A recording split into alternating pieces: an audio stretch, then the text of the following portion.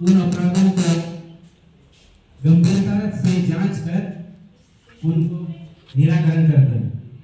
उसके बाद में जो जिले की टीम है, जिले की जो समिति बनी गई है, तो उस समिति में जितने भी तहसील लेवल के जो प्रकरण है वो अगर तहसील स्तर पे नहीं होते हैं तो वो जिले स्तर तक वहां पे उसको निपटारा किया जाता है। उसके बाद में राज्य स्तर की जो समिति होती है, तो जैसे जिले स्तर पर अगर किसी प्रकार का प्रकरण होता है वो तो जिले में नहीं होता है तो वो राज्य स्तर पर उसका निराकरण किया जाता है। ठीक उसी प्रकार अगर राज्य स्तर पर भी किसी प्रकार का ऐसा प्रकरण होगा जो राज्य में नहीं निराकरण हो सकता है, ऐसे प्रकरण को सुप्रीम कोर्ट के स्तर पर भी किया जा सकता है। तो इस प्रकार की जो व्यवस्था बनी है विधिक सेवा प्राधिकरण की, तो उसका शॉर्टकट अगर नाम देखा जाए तो तहसील स्तर पे उसको डालसा बोलते हैं, फिर जिला स्तर पे डालसा, फिर राज्य स्तर पे उसको सालसा बोलते हैं, और जो नेशनल लेवल का केंद्र स्तर पे उसको नालसा बोलते हैं। तो इस प्रकार से ये जो समिति है ये कार्य करने की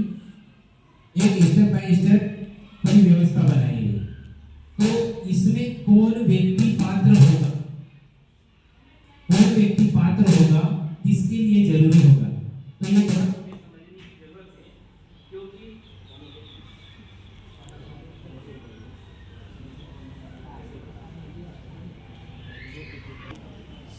ये जो विधिक सेवा प्राधिकरण के तहत जिसको भी लाभ लेना या किसी के लिए लाभ की आवश्यकता है, तो ये जो ऐसा प्लेटफॉर्म है जो कि व्यक्ति गरीब से गरीब व्यक्ति भी उसका लाभ ले सकता है। क्यों कि अगर हम मान लें कि कहीं भी गवर्नमेंट डिपार्टमेंट अगर जाते हैं कोई सी योजना का लाभ लेने के लिए, वहाँ पे कहीं लाइन लगने पड़ती है, कहीं नंबर होने के बाद में उसका नंबर आता है। तो इसीलिए जब विधिक सेवा प्राधिकरण का जो सेवा है, इस सेवा के तहत अगर किसी प्रकार की योजना का लाभ लेना है तो डायरेक्ट अगर किसी विभाग में काम नहीं होता है तो विधिक में आप आवेदन दीजिएगा, आपका काम बहुत जल्दी हो सकता है।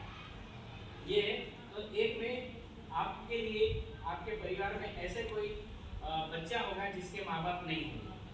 ऐसा भी बच्चा हो सकता है जिसके माँ बाप नहीं है, वो 11वीं 12वीं में या 9वीं 10वीं में पढ़ता होगा,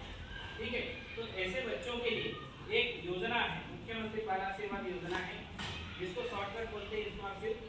है ना। तो ये जो है मुख्यमंत्री बाल आशीर्वाद योजना, इस योजना के तहत जिसके माँ बाप नहीं होते वो पढ़ाई में कैसे आगे बढ़ सकता है, वो दूसरे के ऊपर आश्रित है, तो ऐसे बच्चों को कैसे आगे ले जाया जा सकता है, उनको कैसे शिक्षा दे सकते हैं, इसके लिए ये जो योजना है, इस योजना के तहत उसको आगे ले जाया जा सकता है, ठीक है। तो उसके लिए क्या है कि हमारे अगर परिवार में है या तो हमारे मेले में या हमारे गांव में है, अगर ऐसे कोई बच्चे हैं, है ना, छोटे बच्चे हो सकते हैं, बड़े भी हो सकते हैं, तो 18 साल से नीचे वाले जितने भी बच्चे हैं, है ना, कम उम्र के जितने बच्चे हैं, ऐसे बच्चों का आवेदन आप जरूर करवाइए। क्यों कि अगर वो दूसरे पे आश्रित होता है तो हो सकता है कि किसी का घर अच्छा होगा, किसी का घर गरीब भी हो सकता है, तो वो उसका फीस भरने में या तो उसका पालन पोषण करने में, भरण पोषण करने में वो तकलीफ दिखा सकता है, तो उसकी मदद नहीं कर पाएगा। तो ऐसी स्थिति में वो बच्चा पढ़ाई से वंचित रह सकता है, तो पढ़ाई से वंचित नहीं रहना चाहिए। और अभी सर ने बताया था बच्चों के लिए एक अधिकार कौन सा है, शिक्षा का अधिकार। तो शिक्षा का जो अधिकार है वो सबके लिए समान है, सब पढ़ सकते और बनना चाहते हैं, है कि नहीं। तो जब बनना चाहते हैं लेकिन उसके पास प्लेटफॉर्म नहीं, तो आगे कैसे बढ़ सकता है, तो उसके लिए एक ये है मुख्यमंत्री बाल आशीर्वाद योजना के तहत वो आगे बढ़ सकता है, चाहे वो अभी यहाँ पे है छोटी स्कूल में, लेकिन वो कॉलेज में जाएगा तो वहाँ तक उसको पूरा लाभ मिलेगा। तो ये हो गया। दूसरा मैं ये बताना चाहूँगा कि जैसे अभी बात निकली थी बच्चों के अधिकारों को लेकर, ठीक है, तो बच्चों के जो अधिकार है, बच्चों के जो अधिकार है, तो मेन अधिकार ये है कि शिक्षा का अधिकार तो है, बात रखने का भी अधिकार है, खेलने का अधिकार है, लेकिन सबसे महत्वपूर्ण जो अधिकार है वो जीवन जीने का अधिकार है। तो जीवन जीने का अधिकार में क्या है कि जीवन जीने में रोटी कपड़ा मकान यानी कि किसी भी बच्चे को अगर स्कूल में जाना है तो वहां की बेटी बैठने की व्यवस्था कैसी है, वहाँ की जो स्कूल है, स्कूल की व्यवस्था अच्छी होना चाहिए। रोटी, अभी हमारे मध्य प्रदेश में पहली से 8वीं तक के जो बच्चे हैं वहाँ पे एमडीएम चलता है।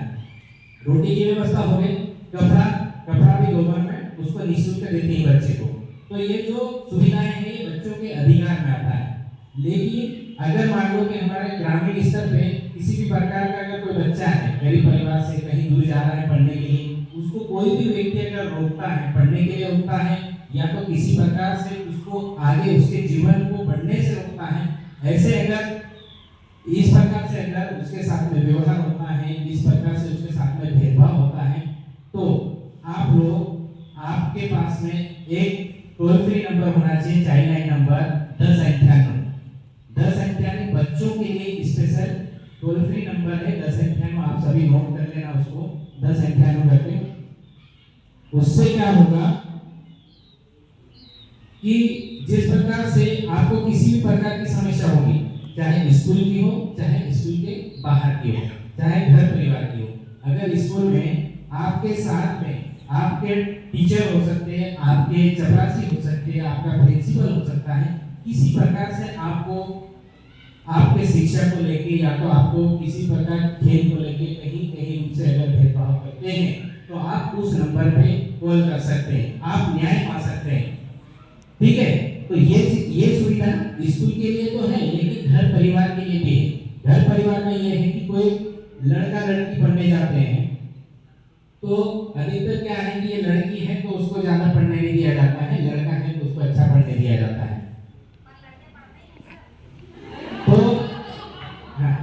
तो ये जो है कहीं जो मानसिकता है ना, लोगों की जो मानसिकता है, लड़की को नहीं पढ़ाना, ज्यादा नहीं पढ़ाना और लड़के को ज्यादा पढ़ाना, ऐसी जो मानसिकता है, तो उसके लिए क्या है कि समानता का जो अधिकार है, समान है, इसीलिए हम एक छत के नीचे पढ़ते हैं। स्कूल की डबल छत नहीं है, वहाँ पे लड़के भी पढ़ते हैं, लड़कियां भी पढ़ते हैं, क्योंकि एक समान शिक्षा होना चाहिए। तो एक समान शिक्षा है तो भेदभाव के साथ, अगर किसी के पास अगर ऐसा होता है, किसी के भी साथ में अगर होता है, तो आप डायरेक्ट इस न्याय को पा सकते हैं। ठीक है, तो आपको सभी को ये जागरूक होना है कि हम तो पढ़ रहे हैं, लेकिन हमारे साथ में और भी दूसरे बच्चे हैं, छोटे बच्चे हैं या दूसरा और पहले में बच्चा हो सकता है, तो उनके लिए भी आप ये बातें रख सकते हैं, उनको भी न्याय दिला सकते हैं। और दूसरा ये है कि जैसे स्कूल की व्यवस्था को लेकर मैं बात करूंगा कि स्कूल में किसी भी प्रकार की समस्या हो, है ना, स्कूल में किसी भी प्रकार की समस्या अगर होते हैं तो आप लोग सीधे आप प्रिंसिपल साहब से बात करिए। अगर टीचर अच्छे से व्यवहार नहीं करता है तो, क्योंकि ये सिर्फ चाटने की बात नहीं कर रहा, मैं थोड़ा सा ये बात करना चाहूँगा, क्योंकि ऐसी जो मानसिकता है कहीं स्कूलों में हमारे मध्य प्रदेश में होती है, क्योंकि बच्चा तो बच्चा होता है, शरारती भी होती है, तो उस चीज को लेकर भी थोड़ा सा समझना होगा। ठीक है, तो आप लोग आपका जो लक्ष्य है उसको अच्छे से चिन्हित करें और आगे पढ़ते रहें, अच्छे से पढ़ें। और किसी प्रकार की अगर समस्या है किसी को आय प्रमाण पत्र बनाने में, जाति प्रमाण पत्र बनाने में, आधार कार्ड बनाने में, संबल का लाभ लेने में, आयुष्मान कार्ड बनाने में, किसी को कहीं दिक्कत अगर होती है, किसी परिवार में घरेलू हिंसा अगर होता है, अपनी माँ को पिताजी ज्यादा पीटते हैं, या तो अपनी माँ को काका पीटता है, या तो अपना दादा का कोई पीटता है, किसी प्रकार का अगर ऐसा भेदभाव हो तो आप ऐसी बात लेके हमारे तक सूचना पहुंचा सकते हैं, ताकि हम ऐसी व्यवस्था हमारे परिवार में ना लगे, क्योंकि सबके लिए जीवन जीने का अधिकार है।